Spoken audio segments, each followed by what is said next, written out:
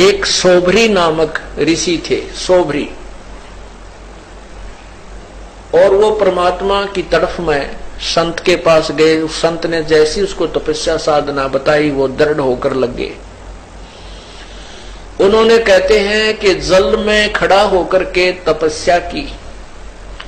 बाल ब्रह्मचारी था, शादी भी नहीं कराई थी, और एक दरिया में जाकर के वहां तपस्या की बहुत दिनों तक, 10-12 वर्ष तक। वो वहां फिर क्या देखने लगा, कुछ दिन के बाद एक मगरमच्छ था और उस मगरमच्छ की काफी संतान थी। तो वो मगरमच्छ के पोते पोती, दोते दोती, वो उस मगरमच्छ के आसपास प्यार से घूमती थी और अपनी दोम से उस मगरमच्छ को प्यार देती थी, लाड करते थे। जैसे पोते पोती को दादा दादी की छाती पर लौट जा, कदे उसके कंधे पर बैठ जा, बैठे गए, तो इस तरह वो प्यार देती थी और वो मगरमच्छ उनसे बड़ा प्रसन्न रहता था, खुशी मनाता था। अब उस सोभरी ऋषि के मन में यह प्रेरणा होगी, मैं शादी करवाऊं और ब्याह करवा के मेरा पोते पोती हो और उन पोते पोतिया में दोता दोतियों के साथ ऐसे ही लाड लडाऊं। अब वह छोड़ भक्ति और निकला जलमत बार। कहां पहुंचा? मानधाता राजा के पास गया।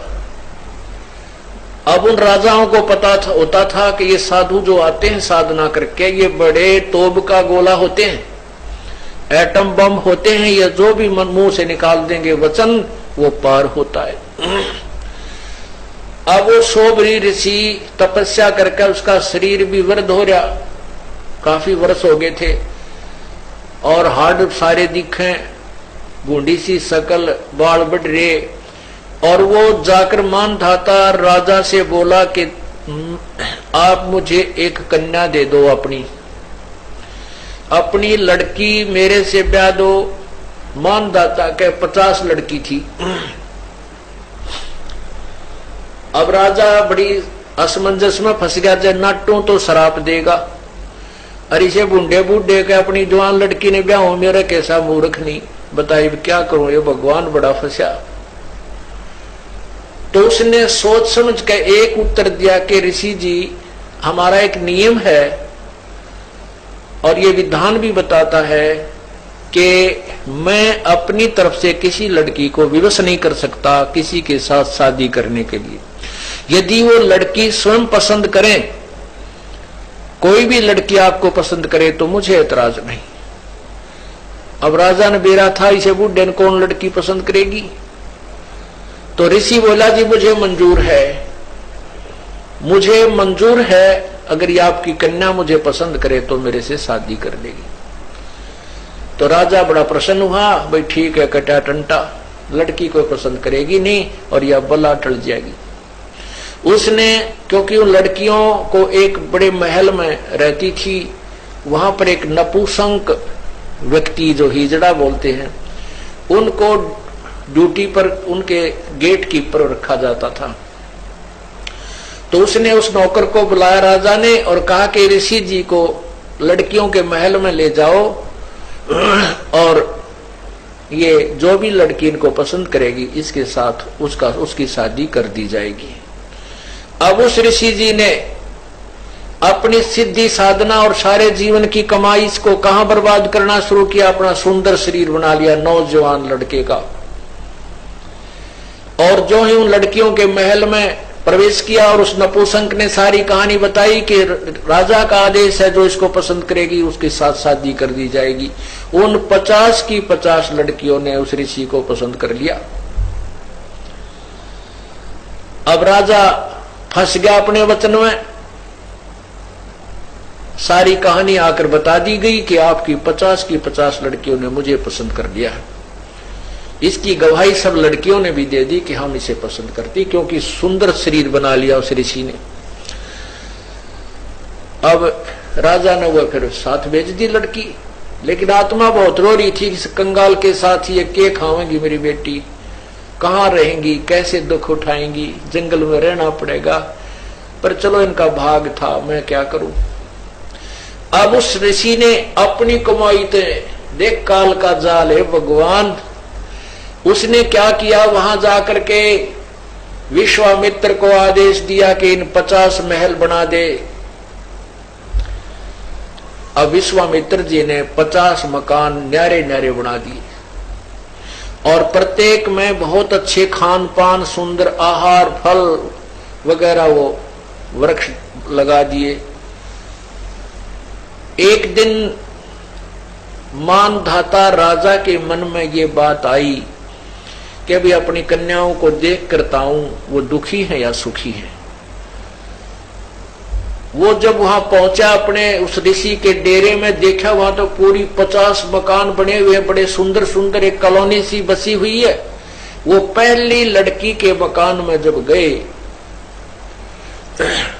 तो मानधाता राजा ने पूछा, बेटी तुम कुशल तो हो? कि पिताजी वैसे तो हम कुशल हैं, कोई कमी नहीं, लेकिन माता पिता की याद तो आती ही रहती है और बाकी हमें कोई कष्ट नहीं। एक मुझे कष्ट है कि ये मेरा पति मेरे पास ही रहता है, दूसरी बहनों के पास कभी नहीं जाता। अब वो दूसरी कन्या के पास गया तो उसने भी यही कहा, पिताजी हम बहुत सुखी हैं और मुझे एक बात का दुख है कि मेरा पति मेरे ही पास रहता है, दूसरी बहनों के पास नहीं जाता। ऐसे 50 के महल में जाकर उसने देखा कि 50 की 50, क्योंकि एक सिद्धि वो चोले धारे, एक सिद्धि नीतत विचार है, ये सिर्फ अपनी ही कमाई से ये ड्रामेबाजी करवा देता है काल। अब उसने इतनी कमाई कर ली थी, सोबरी ऋषि ने 50 तो शरीर धारण कर लिए, 50 की 50 औरतों को भोग रहा है और उधर 51वां अलग से और बैठा है। जब मानधाता सब लड़कियों के पास होकर के फिर देखा कि ऋषि तो बाहर भी बैठा है, तब उसके चरणों में मस्तक झुका दिया कि आपकी लीला अपरंपार है। अब उस राजा के लिए तो भगवान सिद्ध हो गया वो सोबरी ऋषि। अब उसकी पोल खुलती है, अब देखना आगे क्या होता है। अब सोबरी ऋषि के 150 लड़के हो गए, 150 बच्चे हो गए, तो 50 लड़कियां, 2-2, 3-3 बालक हुए, 50 पत्नियां। अब वो क्या सोचता है कि अभी कोई 4 साल वर्ष का लड़का है, कोई 5 वर्ष का लड़का है, ये फिर सियाने होंगे, इनका ब्याह करूंगा, फिर इनके पोते होंगे मेरे, और फिर मैं इनसे प्यार करूंगा। रे तेरा गजब है, मन तो जीवन खो दिया अपना। हो फिर क्या रोता है कि मेरी सारी कमाई बर्बाद होगी, मैं उस मगरमच्छ के संगत में, कुसंगत में अपना सर्वनाश कराया।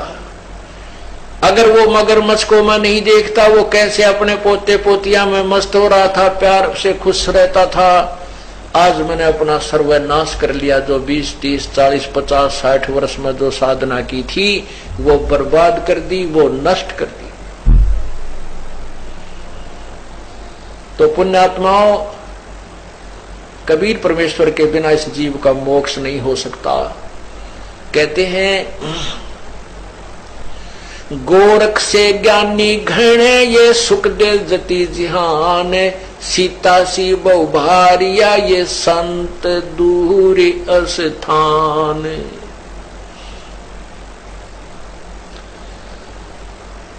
ज्ञानी व्यक्तियों की कमी नहीं, क्यों एक दूसरे में ज्ञानी पाक जाते हैं। जिसने दरासा ज्ञान अधिक है वो दूसरों के लिए विद्वान सिद्ध हो जाता है। कहते हैं गोरख से ज्ञानी गणे और सुखदेव जति जिहान। सुखदेव जैसे व्यक्ति भी बहुत मिल जाएंगे जो परतरिया पर ध्यान नहीं डिगाते, और सीता जैसी पतिव्रता पत्नी भी बहुत मिल जाएंगी, लेकिन संत का बहुत दूर स्थान, यानी संतों के घर बहुत दूर हैं। संत का मिलना बहुत कठिन है, जो ये सत साधना आपको बतावे, ऐसे जंजाल से हटा करके सतमार्ग पर लगाए। मन के मारे बन गए और बन तज बस्ती माही, कह कबीर मैं के करूं यो मन तो माने नाही। मन को कौन मनावे? पूर्ण संत मनावे, ज्ञान से मनावे।